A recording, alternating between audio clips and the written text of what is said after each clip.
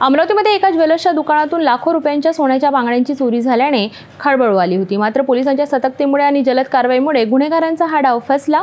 चोरीच्या 48 तासाच्या आत पोलिसांनी 2 बुरखाधारी महिलांना अटक केली आहे आणि चोरीला गेलेला सोन्याचा मुद्देमाल हस्तगत केलाय।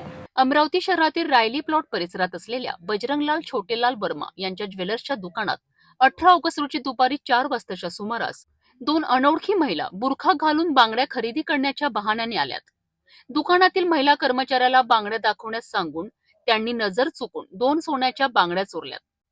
या बांगड्यांचे वजन 55 ग्रॅम 700 मिलीग्रॅम होते, ज्याची किंमत अंदाजे 5,55,000 होती।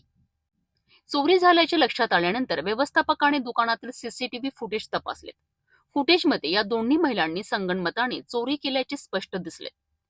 तातडीने सिटी कोतवाली पोलीस ठाण्यात या घटनेची तक्रार दाखल करण्यात आली। पोलिसांनी तात्काळ तपास सुरू केला। या गुन्ह्याचा छडा लावण्याकरिता पोलीस आयुक्त अरविंद चावरिया यांच्या मार्गदर्शनाखाली 2 वेगवेगळी तपास पथके तयार करण्यात आली। आरोपी महिलांचे कोणतेही ठोस वर्णन नसतानाही पोलिसांनी कसोशीने तपास केला आणि केवळ 48 तासांच्या आत मालेगाव नाशिक येथून दोन्ही बुरखाधारी महिलांना ताब्यात घेतले। त्यांच्याकडून चोरी गेलेल्या दोन्ही सोन्याच्या बांगड्या पोलिसांनी जप्त केल्या आहेत।